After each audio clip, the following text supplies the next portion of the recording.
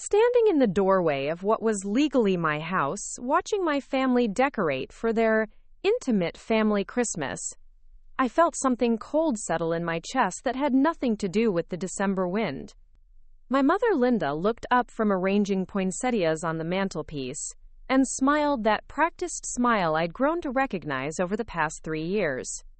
"Oh, Sarah, you're early," she said, her voice carrying that particular tone reserved for unexpected visitors. "We're still setting up for tomorrow's celebration. Jessica and Ryan are coming over with the kids, and we really wanted to keep things small this year. You understand, right?" I understood perfectly. They wanted to keep Christmas small in the house I bought. Before we jump back in, tell us where you're tuning in from, and if this story touches you, make sure you're subscribed, because tomorrow, I've saved something extra special for you. The house where they'd been living rent-free for 3 years. The house that was purchased with my savings, maintained with my income, and decorated with furniture I'd helped them choose. They wanted their small family Christmas without the inconvenience of including the person whose name was on the deed. But what they didn't know was that I'd brought something with me today. A manila envelope thick, with 3 years of documentation that would change everything they thought they knew about their comfortable little arrangement. The truth has a way of disrupting the most carefully planned celebrations. My name is Sarah Mitchell, and this is the story of how I learned that sometimes the most generous thing you can do for family is to stop enabling them to take you for granted. It's about a Christmas morning that exposed 3 years of manipulation, and how a house deed became the foundation for rebuilding my relationship with the truth. Growing up in Denver, I always believed that family meant sacrifice. Our modest ranch house in the suburbs was filled with love, even when money was tight. Dad worked construction, Mom taught 3rd grade, and somehow they managed to create a home where Jessica, Ryan, and I felt secure and valued. We weren't wealthy, but we were whole. When Dad was diagnosed with lung cancer during my senior year of college, everything shifted.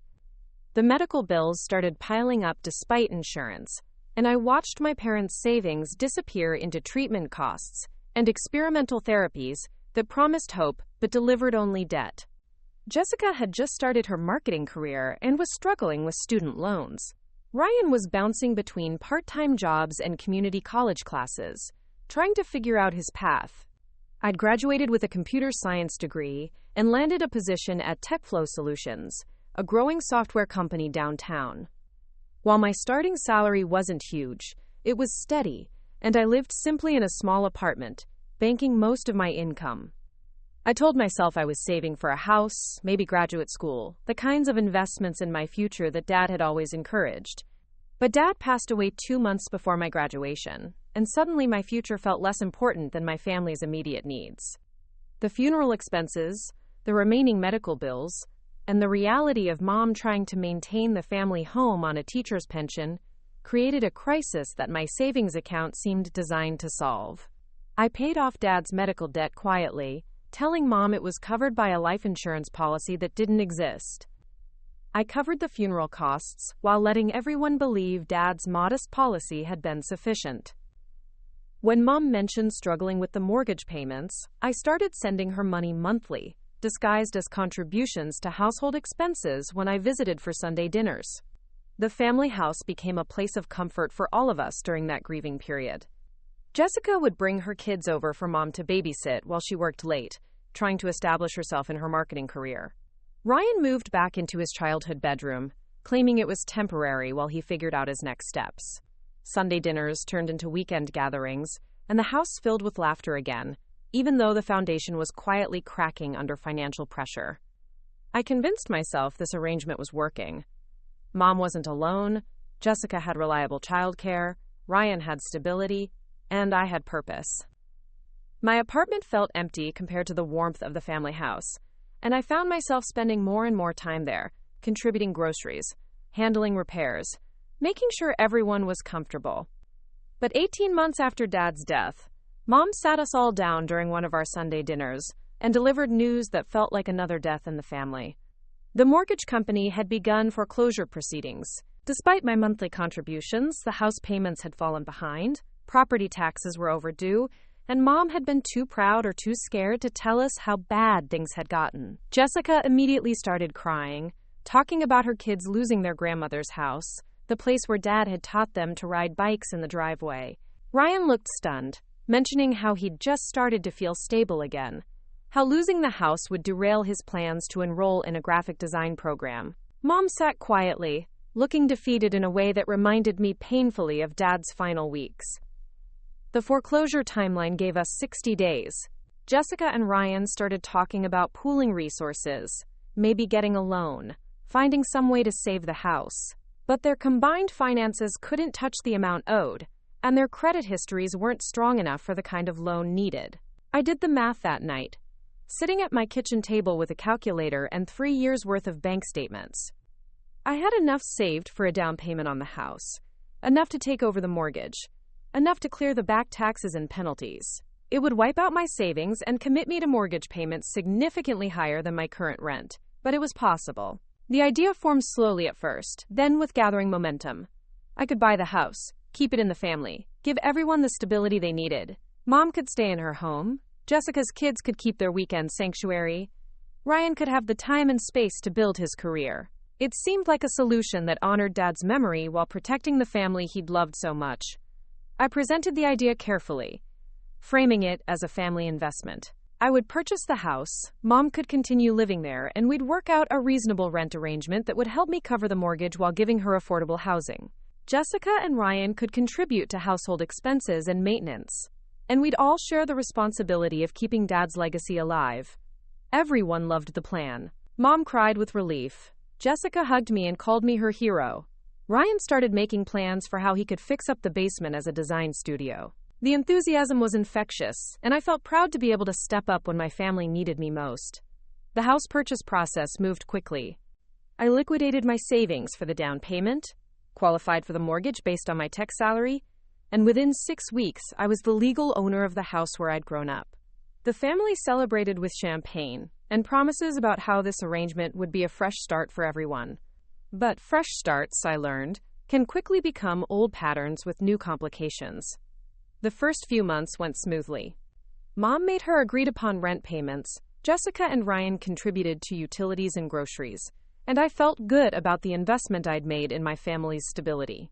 I was proud to drive by the house and know that my name on the deed meant security for the people I loved most. However, subtle changes began emerging that should have been warning signs. Mom started referring to house decisions as her choices, consulting me less about repairs or improvements. When the washing machine broke, she replaced it without mentioning the cost, then seemed surprised when I asked about sharing the expense. When I suggested we needed to establish clearer guidelines about household responsibilities, she looked hurt and reminded me that this was her home, where she'd raised her children. Jessica's divorce proceedings began around month 6 of our arrangement, and suddenly her financial contributions became irregular. She was paying legal fees, dealing with custody arrangements, and struggling to maintain her own apartment while helping with household costs. Her kids spent more time at the house, which meant higher grocery bills and increased wear on furniture and appliances. Ryan's graphic design. Preparing and narrating this story took us a lot of time, so if you are enjoying it, subscribe to our channel. It means a lot to us. Now back to the story. The design program was going well, but his income was sporadic. Some months he'd land a good freelance project and contribute significantly to household expenses. Other months, he'd be focused on coursework and unable to help financially. He'd started using the basement as his studio space, installing equipment and making modifications that increased the utility bills. By the end of the first year, I realized that most of the house expenses were falling back on me. The mortgage, property taxes, insurance, major repairs, and often groceries and utilities were coming from my accounts. When I raised concerns about the budget, the family's response was always understanding in principle but vague about solutions. Mom would remind me that she was living on a fixed income and doing her best. Jessica would explain her temporary situation with the divorce and promise things would improve soon. Ryan would assure me that his design business was building momentum and he'd be able to contribute more consistently once he graduated. Their reasons were all valid, their struggles were real, and their promises felt sincere. I told myself this was what family support looked like, that the financial burden was temporary, and that the emotional rewards of keeping everyone together made the sacrifice worthwhile. But the second year brought new challenges that tested my patience and my bank account. Mom decided the kitchen needed updating and presented me with a renovation plan that cost $12,000. When I hesitated about the expense, she pointed out that updates would increase the property value and that a more modern kitchen would be easier for her to maintain as she got older. Jessica's divorce finalized with a settlement that left her financially strained, but no longer paying legal fees. However, instead of increasing her household contributions, she started talking about needing to rebuild her savings and maybe taking a vacation to recover from the stress of the divorce proceedings. Ryan graduated from his design program and did start earning more consistent income. But he also decided he needed professional-grade equipment for his studio and asked if he could defer his household contributions for a few months to invest in his business setup. Each request came with reasonable explanations and promises of future cooperation. The kitchen renovation would benefit everyone who used the house. Jessica deserved some recovery time after her difficult divorce. Ryan's business investment would eventually allow him to contribute more substantially. I found myself saying yes to each individual request, while losing track of the cumulative impact on my own finances and goals. My emergency fund was depleted, my retirement contributions had stopped, and I was living paycheck to paycheck despite earning a good salary in the tech industry. The third year started with Mom announcing that she'd invited Jessica and Ryan to spend Christmas at the house, making it sound like a generous offer rather than a family gathering in what was technically my property. When I mentioned that I'd been looking forward to hosting my first Christmas as a homeowner, Mom reminded me that this was really her home, that I was more like a helpful investor than a traditional owner. That conversation planted a seed of discomfort that grew throughout the year. I started paying attention to how family members talked about the house, who made decisions about its use, and how my role was perceived versus the reality of my financial responsibility. Mom started referring to house maintenance as her domain, making decisions about landscaping, repairs, and improvements without consulting me. When neighbors complimented the beautiful garden or updated exterior paint, the credit went to Mom's good taste and hard work, with no mention of who funded the improvements. Jessica began treating the house as her default childcare location, dropping the kids off for extended periods while she worked or socialized. When I suggested we needed to discuss boundaries around childcare responsibilities, she seemed genuinely confused about why I was making an issue of helping family. Ryan's design business was indeed growing, but his basement studio had expanded to include expensive equipment, professional lighting, and a separate entrance that he'd installed without discussing the modifications with me. When clients complimented his professional workspace, he proudly gave tours without mentioning that the space belonged to someone else. The breaking point came 3 weeks before Christmas when I received a group text from Jessica announcing the holiday plans. She'd organized a detailed schedule of Christmas Eve dinner, Christmas morning gift exchange, and Christmas Day brunch, all taking place at Mom's house, with specific instructions about who was bringing what dishes and when everyone should arrive. My name wasn't on the planning text thread. I was expected to contribute groceries and maybe help with cooking. But the celebration was being organized around me, rather than including me as a family member with equal standing. When I called Mom to ask about the Christmas plans, she explained that they'd wanted to surprise me with how organized everything was, that they knew I was busy with work and didn't want to burden me with planning responsibilities. The celebration would be family-only this year, meaning the core family unit without extended relatives or outside guests. Family-only apparently meant Jessica, Ryan, Mom, and the kids.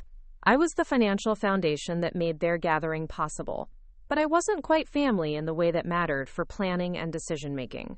That night, I sat in my small apartment looking at the contrast between my sparse living situation and the comfortable family home I was maintaining for everyone else's benefit.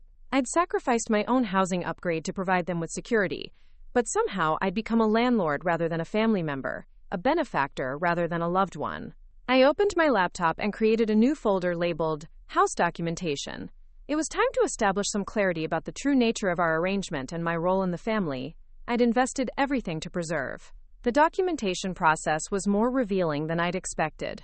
3 years of mortgage payments, property tax bills, insurance premiums, maintenance receipts, and improvement costs painted a clear picture of who was actually responsible for making the family home possible. I'd paid $127,000 in mortgage payments alone. Property taxes and insurance added another $23,000. The kitchen renovation, new roof, updated electrical system, and various maintenance issues totaled $31,000. Utility bills, when I'd covered them during family members' financial rough patches, added $8,000. The total investment was $189,000 over 3 years, not including the original down payment and closing costs. In exchange, I'd received $14,400 in rent payments from Mom, $2,800 in utility contributions from Jessica, and $1,200 in maintenance help from Ryan. My family had contributed $18,400 toward a house that had cost me $189,000 to maintain. I was subsidizing their comfortable lifestyle to the tune of $170,600, while being treated as a helpful relative rather than the person who made their security possible. But the financial documentation was only part of the story. I started screenshotting text messages, saving emails, and keeping notes about conversations that revealed how my contributions were perceived and discussed. Mom's text to her sister mentioned how blessed she felt to have such a comfortable retirement, living in her beautiful home without the stress of mortgage payments. Jessica's social media posts about hosting family gatherings always credited Mom's hospitality and beautiful house. Ryan's professional portfolio featured photos of his impressive home studio without mentioning the space belonged to his sister. The most painful discovery came when I found a conversation Jessica had left open on Mom's iPad during one of my visits. She'd been texting her friend about Christmas plans, mentioning how nice it was that Mom had such a lovely house for celebrations, how the family could gather without worrying about space or hosting burdens. Mom's house is perfect for holidays, Jessica had written. She's got the space, Sarah helps with costs when needed, and we can all just focus on family time without financial stress. Sarah helps with costs when needed. 3 years of complete financial responsibility reduced to occasional helpful contributions. That evening, I drove by the house and parked across the street, looking at the home I legally owned but had somehow lost claim to in every way that mattered. The Christmas lights were up, probably purchased with my indirect funding, decorating a celebration I wasn't quite welcome to plan or fully participate in. I thought about Dad and what he would say about this situation. He'd taught me that generosity was a virtue, but he'd also warned me about the difference between helping people and enabling them to avoid responsibility. He'd been proud of my success and independence, but he'd never suggested that my achievements existed primarily to serve other people's comfort. The manila envelope I prepared for Christmas morning contained copies of every document related to the house purchase and maintenance. Mortgage statements, property tax records, insurance policies, receipts for improvements and repairs, records of utility payments, and a detailed spreadsheet showing the true cost breakdown of their family home. I also included a letter I'd written, explaining my perspective and my new expectations. The arrangement had evolved into something that wasn't sustainable or fair, and it was time to establish a framework that honored both my investment and my place in the family. The night before Christmas, I practiced what I would say, how I would present the information, and what outcomes I was hoping to achieve. I wasn't trying to destroy the family or reclaim the house out of spite. I wanted to reset the relationship in a way that acknowledged reality and created space for genuine appreciation rather than assumed entitlement. Christmas morning arrived with the fresh snow that always made Denver feel magical. I drove to the house, my house, carrying the manila envelope and a small gift bag with the presents I'd bought for Mom, Jessica, and Ryan. Despite everything, I still loved them and hoped we could find a way forward that honored both my generosity and my dignity. The scene inside was exactly what I'd expected. Mom was in the kitchen preparing breakfast, Jessica was organizing gift wrap and coordinating the kids, Ryan was setting up his camera equipment to document the family celebration. Everyone was comfortable, busy, and settled into their roles in the house that made it all possible. "Sarah," Mom called out when I walked in. "Perfect timing. Coffee's ready, and we're just getting organized for presents." She gestured toward the couch where I could sit and join the family gathering, a welcomed guest in my own home. The envelope in my hand felt heavy with the weight of 3 years of unspoken truth, And I knew that this Christmas morning was about to become a very different kind of family tradition. Jessica looked up from arranging presents under the tree and smiled warmly. "Sarah, the kids have been asking when Aunt Sarah would get here. We saved the good coffee for you." She gestured toward the kitchen, where Mom was pulling a casserole from the oven, the same green bean dish she'd made every Christmas since we were children. The familiarity of it all hit me with unexpected force. This house, these traditions, the way Mom hummed while cooking and Jessica fussed over presentation details. Ryan had already started taking candid photos of the morning preparations, capturing moments that would become this year's Christmas memories. It was exactly the kind of scene Dad had always loved, the chaos and warmth of family gathering in a space filled with love and laughter. For a moment, I almost lost my resolve. The envelope in my hand suddenly felt like a weapon I was bringing to a celebration, a disruption of something beautiful and traditional. These people weren't villains scheming to take advantage of me. They were my family, doing what families do during holidays, creating the kind of memories that sustain us through difficult times. But then Ryan called out from behind his camera. "Mom, stand by the mantel so I can get a shot of you in your beautiful home. The morning light is perfect right there." His voice carried the easy confidence of someone documenting a legacy, capturing Mom in the house that represented her successful transition from widow to independent retiree. My beautiful home. The phrase settled in my chest like a stone. I looked around at the space I legally owned, financially maintained, and emotionally invested in, being framed as Mom's achievement and domain. The mantel where she posed was one I'd helped install during the living room renovation. The morning light streaming through windows I'd had professionally cleaned and updated with new treatments. The hardwood floors that gleamed because I'd paid for refinishing when the original carpet became worn.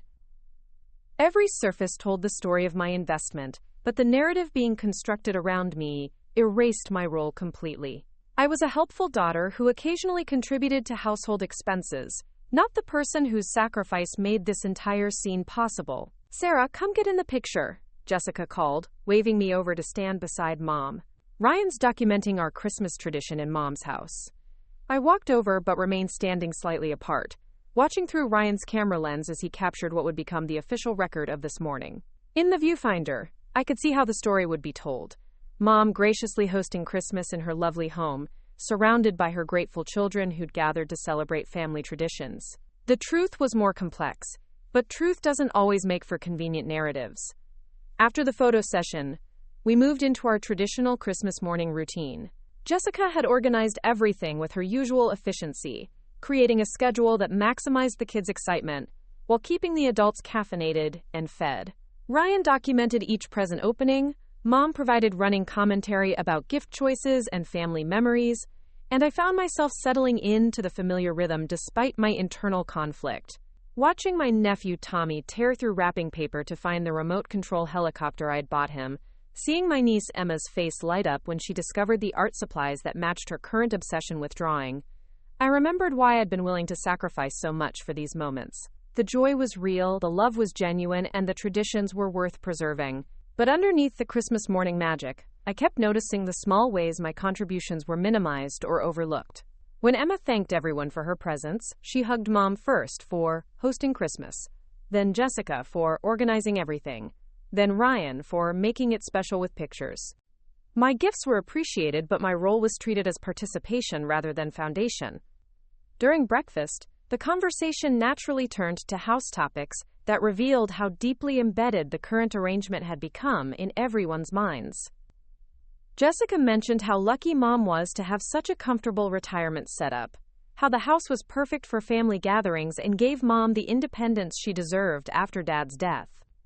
"It's exactly what Dad would have wanted," Jessica said, reaching over to squeeze Mom's hand. "You maintaining the family home, keeping traditions alive, having space for all of us to gather. He'd be so proud of how you've managed everything." Mom smiled with quiet satisfaction. "It hasn't always been easy, but this house represents everything we built together. I'm grateful I've been able to keep it and maintain it as a place where family can always come home." The words stung because they weren't technically lies, just incomplete truths that erased the most important part of the story. Mom had maintained the house, but with my mortgage payments. She had kept it as a family gathering place, but with my financial foundation. The home did represent what she and Dad had built together, but its current existence depended entirely on my ongoing sacrifice. Ryan chimed in with enthusiasm about his basement studio space, describing recent client projects and how having a professional workspace at home had elevated his business reputation. "Having this setup has been incredible for my career," he said. "Clients are impressed when they see the quality of the space, and it gives me credibility that I couldn't afford to create in a rented studio." He talked about equipment purchases, lighting upgrades, and future expansion plans, all centered around a space that belonged to me, but had become, in his mind, his domain to develop and utilize. When potential clients complimented his impressive home studio, the success reflected his business acumen and professional growth, not his sister's generosity in providing the foundation for his achievements. "You've really built something special down there," Mom agreed, her voice warm with maternal pride. "It's wonderful seeing you establish your career in such a professional way." I listened to this conversation about my basement being transformed into Ryan's business headquarters, funded by my mortgage payments, and enhanced by improvements I'd approved and paid for, being discussed as his independent achievement. The pride in Mom's voice was genuine, but it was directed toward his entrepreneurial success, rather than the family support system that made it possible. The gift exchange proceeded with the usual mixture of thoughtfulness and practicality that characterized our family celebrations. I'd chosen presents carefully, as always, trying to find items that reflected genuine understanding of each person's interests and needs. Mom received a collection of garden tools she'd mentioned wanting. Jessica got a spa package to help her recover from her stressful divorce year, and Ryan received a professional camera lens he'd been researching for his photography side business. Their gifts to me were perfectly nice and appropriately thoughtful. A cookbook featuring healthy recipes that accommodated my busy work schedule, a cozy throw blanket for my apartment, and a gift certificate to a local restaurant I'd mentioned enjoying. The presents were chosen with care and demonstrated that they paid attention to my preferences and lifestyle.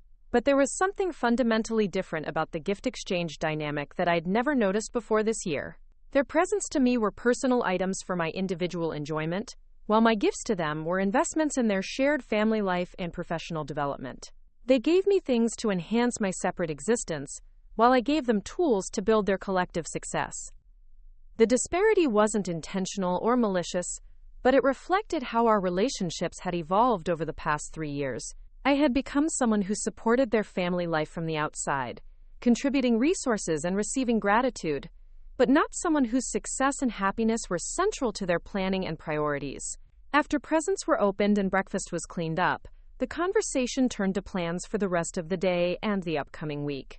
Jessica started talking about New Year's Eve possibilities, wondering if Mom would be willing to host another family gathering since the house worked so well for entertaining. Ryan mentioned a potential client meeting he was hoping to schedule in his studio space, excited about a project that could significantly expand his business. Mom talked about her retirement activities and how much she appreciated having a comfortable, stable living situation that allowed her to focus on hobbies and social activities rather than worrying about housing costs and maintenance responsibilities. Her tone carried the satisfaction of someone who had successfully navigated a difficult life transition and emerged with security and independence. Listening to these future plans, I realized that everyone had built their expectations around the current arrangement continuing indefinitely. Mom's retirement planning assumed she would remain in the house without significant housing costs. Jessica's childcare and family gathering expectations were built around Mom's availability and the house's suitability for hosting. Ryan's business development was centered on his continued access to professional workspace. Their plans weren't necessarily selfish or unreasonable, but they demonstrated how completely they'd integrated my sacrifice into their normal expectations. The arrangement that had started as temporary family support had evolved into a permanent foundation for their individual and collective success, without any corresponding recognition of my ongoing investment or consideration of my own goals and needs. The morning progressed with the comfortable rhythm of family time, but I found myself observing dynamics that had previously felt natural and warm. When one of the kids spilled juice on the hardwood floor, Jessica automatically looked to Mom for cleaning supplies, treating her as the household manager. When Ryan's camera battery died, he knew exactly where to find the charging station he'd set up in what used to be Dad's office. When Mom needed help reaching something from a high shelf, everyone assumed she would handle the household management details. These weren't problematic behaviors individually, but collectively they reinforced the reality that everyone except me treated this house as Mom's domain and themselves as welcome family members with established roles and privileges. I was the only person in the room who existed somewhat outside this domestic ecosystem, contributing resources but not claiming space or authority. The realization was both clarifying and isolating. I loved being part of this family dynamic, but I wasn't actually part of it in the same way everyone else was. My role was essential but external, necessary but not central. Around noon, Jessica's phone rang with a call from her ex-husband about scheduling changes for the kids' visit later in the week. The conversation was tense and complicated, involving logistics about pickup times, overnight arrangements, and holiday custody details that had apparently been sources of ongoing conflict throughout their divorce proceedings. After she hung up, Jessica looked stressed and apologetic. "I'm sorry everyone had to hear that. Mike is being difficult about the schedule again, and it's affecting the kids' plans for the rest of the week." Mom immediately went into supportive mode, offering to adjust any family plans to accommodate whatever schedule changes were needed. "You know the kids are always welcome here, and we can work around whatever arrangements you need to make." Ryan offered practical support, suggesting he could help with transportation if Jessica needed someone to pick up or drop off the kids during complicated scheduling transitions. "I'm flexible this week, and I know how to navigate Mike's moods when necessary." The family rallied around Jessica's challenge with the kind of immediate, unconditional support that represents the best of family relationships. Everyone's first instinct was to help solve the problem and minimize the stress on Jessica and her children. But as I listened to the conversation, I realized that the support being offered was made possible by the stable foundation I'd created for everyone. Mom could offer flexible hosting because her housing situation was secure and spacious, funded by my mortgage payments. Ryan could offer transportation help because his business was established in the basement studio I'd made possible. The house that served as everyone's backup plan and gathering place existed because of my financial sacrifice. The family support system was real and valuable, but it was built on my invisible contribution. When Jessica needed help, the family could respond generously because I had created the circumstances that made their generosity possible. After the custody scheduling crisis was resolved, the conversation moved to lighter topics about holiday movies, weekend plans, and New Year's resolutions.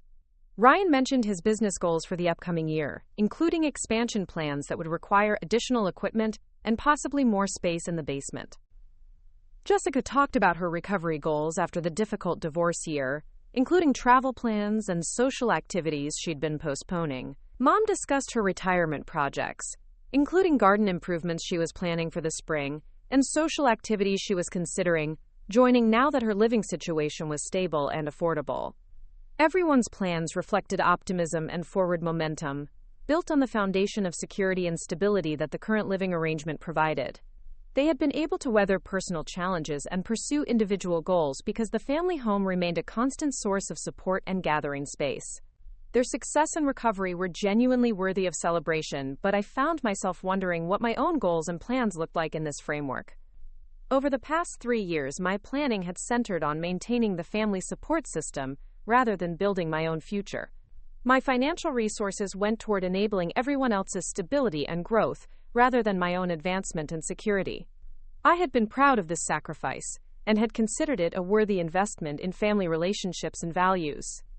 But sitting in the comfortable living room of the house I'd purchased to keep the family together, listening to everyone's individual plans and achievements, I realized that my generosity had become so routine and expected that it was no longer seen as generous at all. The manila envelope in my purse felt heavier as the morning continued, weighted with the documentation that would force everyone to confront the reality of our arrangement. But it also felt necessary, like a tool for resetting relationships that had become unbalanced and unsustainable. As the Christmas morning celebration wound down and everyone started talking about afternoon naps and evening plans, I knew that the comfortable family dynamic we'd all enjoyed was about to change dramatically.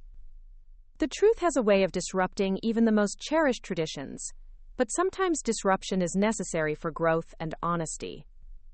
The house was warm and filled with the sounds of family contentment, but I was about to introduce a conversation that would challenge everything we'd all come to assume about our relationships and responsibilities. The manila envelope contained more than financial documentation. It held the foundation for either rebuilding our family connections on honest ground or discovering that our love was more conditional than any of us had wanted to admit. Up next, you've got 2 more standout stories right on your screen. If this one hit the mark, you won't want to pass these up. Just click and check them out.